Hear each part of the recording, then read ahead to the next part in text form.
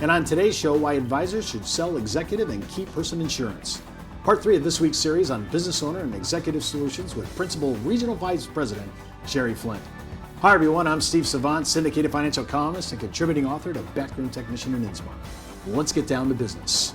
Welcome to the show, Sherry. Thank you. Well, we're talking all this week about Principal's comprehensive approach to business. Now, people say, Steve, you'd never ever put a regular carrier and do a whole week on their carrier product, but I haven't found a carrier that does the comprehensive business approach like they have and the support mechanism. If you missed Monday's show, I just really encourage you to go back out and watch it because the support mechanism of the fiduciary, they have a whole fiduciary team, their data collectors, all the brochures, there's so much to that, and it's all part and parcel of their package. They really are one of the biggest players in this market in the United States, and it's very few time when I can bring a carrier in here and say, just do the whole week.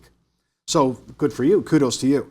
Let's talk about key person insurance. I'm looking at I have people that are headhunting all the time. I hear about, hey Steve, do you know anybody in this area? I'm looking for this kind of person. And when I say, well, do you want a rainmaker or do you want a high-end exec admin person that runs the operations? And a lot of times, of course, they're all looking for rainmakers. So if the guy comes to me and says, I need a key person, a real impact player, a person that can bat forth in the lineup.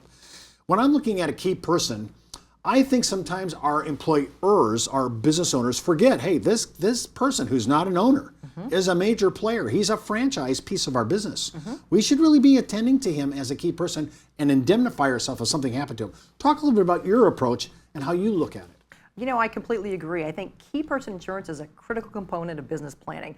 Every business owner has one or two or more key employees that are critical to the ongoing operation of the business. And it's somebody different for every organization. It could be somebody with, significant amount of knowledge of the industry. It could be a salesperson. It could be the office manager, somebody that's been with you for 30 years. A key person is somebody, if they were gone tomorrow, there would be a financial hardship to replace them. And when I say gone tomorrow, it could be due to death, because they become sick or hurt and can't come to work tomorrow from a disability, or it could be they go to work for the competition. The question is, how do you protect against the loss of a key employee? Well, now I understand the loss of a person dying. I understand the loss of a person becoming disabled. Sometimes I wonder if I'm going to key person, sometimes that's what we're going to talk about in the second half about executive bonus. Well, how do I keep him there? Absolutely. He didn't die and he didn't get disabled, but he might be recruited away from me. Now, when we're talking about basic ideas, again, we go back to this thing, well, I have a key man insurance policy with no key man provision. I have no documents. I have disability. I bought the disability, shockingly enough. I have the disability, but I don't have a disability buyout or a disability for my key person.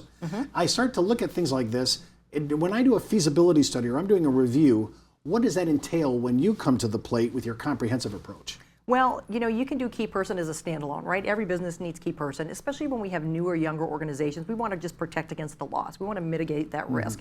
But when we start getting into comprehensive planning and we maybe do a business valuation, we make sure they have a buy-sell agreement in there, or maybe they have a buy-sell and we're doing a review. We want to make sure that there's critical components in there. The loss of not only for the loss of a key shareholder, but the disability of a key shareholder. So we want to make sure that the terms and conditions in the buy-sell agreement actually match up with the financing. So we do want to make sure that we have life insurance and disability insurance on the owners. And then we also want to look from a risk management standpoint, who else in the organization is critical to the ongoing success and how do we protect against that loss? You just brought up this point because I mentioned at the front of the segment, many times we look at we quarantine our key person definition by who is rainmaker, who's the revenue person. But we have people that are running the show, operations, behind the scenes, probably not as glamorous as a rainmaker. And without them, our complete business would fall apart. We need somebody that really runs the show, holds the reins, does the daily grind issues, and that person is sometimes just as important as a rainmaker. And many times that middle management area is the area where you're going to have a problem. When you see this, I noticed that you had a little question here. Do you see more term life insurance versus permanent life insurance on a key person in this? Are we just indemnifying? It depends. So if I want to just protect against the loss of a key employee from a death, you know what? Term insurance is a great, low-cost, effective way to do that. If I want to protect for living benefits, I want to protect against you from leaving to go work for the competition, you know what? I need to have some type of a permanent policy with some cash value that I can use, perhaps to create a golden handcuff to keep you with the company. So, it really just depends on the goals and objectives of the business owner. Term can work very well as a basic risk protection sale, and then permanent insurance can be great when we want to add that retention strategy to it. I also noticed on one of your resources or tools, you have an online calculator that works with this. Talk a little bit about that, because that's pretty easy to use, right? I thought it was going to be hard. It's simple and easy. You know, here's the thing. We always get asked, how much key person do I need? And you know what? The amount is different for every business, right? How important, how critical is that person to your organization, and how difficult are they to replace? And so what we do is we have this very simple and easy calculator. You put in, you know, the name of the person, we put in their age, we put in their income, their salary, their bonuses. If it's an owner, we want to look at, is there any debt that we need to consider as part of the key person funding? And then what we do is we run it through a calculator, and it actually comes out low-level benefits, mid-level benefits, and high-level benefits. So anywhere from 1 to 10 times salary or 1 to 10 times the multiples to determine what that face amount is to protect against. And then from there, we actually include a term calculator. So it'll actually run our 10, 20, 30-year, 15-year level term. It'll give you quotes on the spot. And then, if you also want to look at the supplemental retirement piece where we have the cash value insurance, we'll run those separately for you. Simple and easy. When we come back, I want to talk about that, because now we've talked about indemnifying the business owner, but hey, maybe I need to do something for that key person from an executive bonus plan. We'll talk about that right after the break. It's not how much money you make for your clients, it's how much money they get to keep, especially in retirement. But retirement income could cause Social Security benefits to be taxed. One tax advantage alternative is life insurance designed as a non-modified endowment contract that can generate tax-free income without taxing Social Security benefits. These contracts offer differing funding options depending upon your client's risk tolerance. For more information on how life insurance can be part of your retirement planning, just email me at steve@downtobusiness.tv. Brought to you by Ash Brokerage, the practice enhancement company. Well, welcome back to our second segment. Of course, we're with our expert in comprehensive business planning, Sherry Flint. And Sherry, we talked in the first segment on key person, but that was for our side. We're the business owner. We need to indemnify ourselves, whether the guy's dead, disabled, or whatever. I'm looking now at the other part, though. I need to keep this person around. There's headhunters out there going after great people, and if I have a good person, a franchise player, I need to protect that person and make him feel that we have the love. And to do that, I need to extend some kind of executive bonus plan. Let's talk about the key person first. Key person bonus. You know, every organization has one or more key folks that are critical to the ongoing operation of the business. The question is we can protect our against from a risk management standpoint from death and disability, but what about how do we keep them from going to work for the competition? Supplemental retirement plans work very well, and executive bonus in particular are very, very popular. They've been around for years. They're currently deductible. They're simple and easy to set up, and they can provide a great benefit without giving up ownership of the company. So bonus plans are very, very popular, and who can't use an unlimited Roth IRA, which is essentially what they are, right? We're overfunding life insurance, and we're pulling out money tax-free. In this tax rate environment, that's pretty popular. Now, when I'm setting up an executive bonus plan using you have the data collector, of course, you have all the information for this. If I'm looking at, am I really looking at different forms of, am I using index versus current assumption UL? Do I have to go through a risk tolerance test before I find out what product I'm using? I think that, every key person's different, right? And so that's why we offer a variety of products, right? We have variable life for those that are younger that want to take more risk. We have, UL, current assumption products for those that are a little more conservative. And we have an index product that's right in the middle. So I would say, we look at each, key person. We determine what their, time horizon is between now and when they want to separate from service.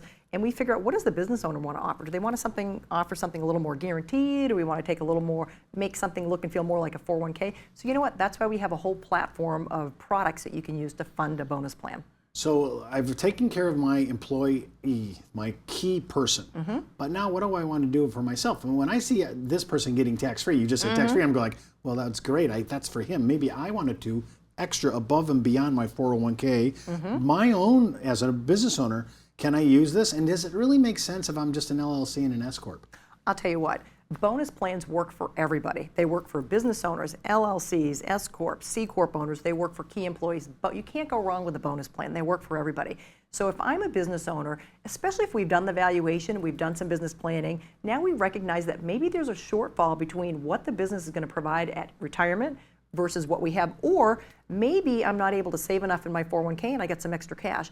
A bonus plan always works. So as an S Corp owner or an LLC owner or a C Corp owner, I can easily justify, get my money out of the company, pay my taxes, invest in something that grows tax deferred that'll give me tax-free income. And we actually do have specific proposals for S Corp and LLC owners, because sometimes they might want to use dividends versus wages and compensation, or maybe owner distribution to fund those policies. So we have proposals that speak specifically to S Corp owners, LLC owners, and then just general bonus plans. Okay, so I'm hearing a little bit of a differentiation here. Because traditional 162 bonus plans are double bonus, however you're looking at it.